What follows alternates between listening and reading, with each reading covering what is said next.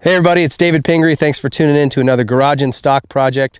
We've got a really neat bike today. This is Bruce Murata's 2003 CR250 that he found brand new. We'll let him tell that story in a little bit, but we wanted to do something neat with this thing, so Jay Clark helped us out. Didn't want to touch the motor, obviously, it's brand new, so we left it stock. We just had the boys at FMF build us a really cool exhaust system. So as you can see, there's like some really neat Racer X logo that's been etched into that, and pretty trick. We put a V-Force reed block on it, and that was it. We left the power plant alone. This bike's fun, it's reliable, thing will run forever, so we didn't want to toy with that too much. Factory connection helped us get the suspension dialed in. We threw a Hinson clutch in it, and really as far as the engine, the way that thing works, that was it. We didn't do much more. Applied made us some really cool triple clamps that'll let us mount a brand new front fender, the new style front fender onto this. So that's a cool addition. Renthal helped out, Works connection a bunch with the clutch, radiator braces, a lot of little brake caps and parts and pieces. Tusk wheel set, including the rotors, mounted to some MX3S Dunlop tires. And a couple other little bits and pieces. Scar foot pegs, which are really, really cool pegs if you check these things out. DeCal Works helped us with the graphics. MotoSeat built us the seat with a custom Racer X logo on here. So just a lot of really neat bits and parts and pieces. And these bikes are fun as it is, but with all this stuff, it should be a blast. So we're going to turn Bruce loose on the track out here. We got to use a really cool custom private track today that we've never been to. So I'm excited to get out and check that out. So let's see how this thing sounds and works out on the dirt.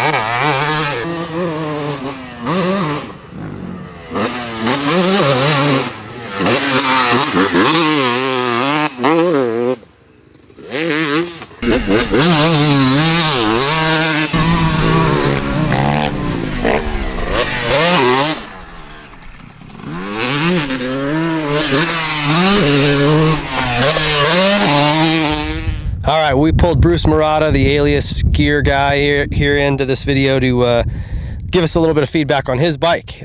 Bruce, so start us off telling us where you got this thing. I mean, a brand new 2003 CR250, those are not easy to find. Yeah, definitely rare to find nowadays. So I was super pumped. A big shout out and thanks to my buddy of mine, Mike Herman.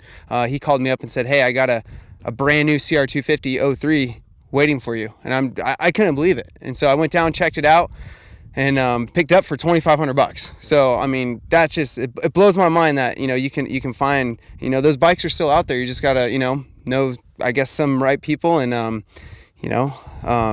yeah, I'm just shocked of how great this bike turned out. So, and it came from an estate sale or something like that. He ran into him. Yeah, so it was one of his buddies was at an estate sale, picked it up. It was like from back east, but the bike was originally bought from actually Motor World down at El Cajon, and yeah, it's had 0 hours on it, never ridden before. So yeah, it was an amazing find for sure.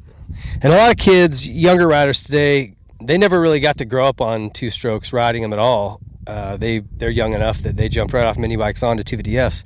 You weren't one of those kids. You actually rode these when you were younger. Yeah, so when I came off 80s, back then it was 80s and before 85s, I jumped on the CR125s, and it's crazy how times have changed. I mean, no disrespect to the four-stroke generation, it has definitely progressed our sport and stuff, but man, it's fun going back to what the roots were of motocross, and that's, I feel, is the two-stroke era. And yeah, it really makes you appreciate everything that has progressed in our sport, and it's fun riding two strokes. Two strokes are so much fun, just the way you have to ride them, keep your momentum up, and the sound too. You can't beat the sound of them. Yeah, or the smell. So we took your bike, actually Jay Clark took your bike and went through it and kind of put this project together.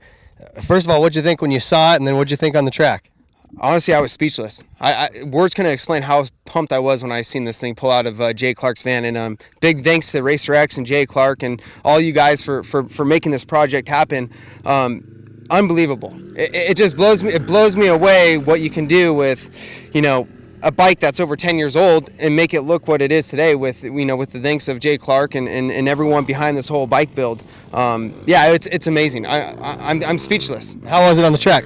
On the track, it was great. It was, you know, everything was working really good. The power was good. I mean, there's not too many mods done to the motor. I know there was a V-Force on there, which definitely helped out. The FMF pipe and silencer was really good. Factory connection suspension was awesome. The track wasn't really that rough today. It was pretty smooth, but there were some big jumps and some G outs that were pretty hard, and the factory connection suspension was working really good.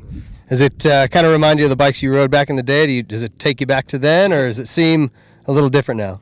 No, it definitely does. It brings back lots of memories. You know, and it's yeah, it's crazy. It's a lot of fun, you know, going back onto a two-stroke and, you know, ripping around. Well, you look good, and it sounded good, and it smelled nice. So thanks to all the companies that got involved behind this. Thanks to Jay Clark.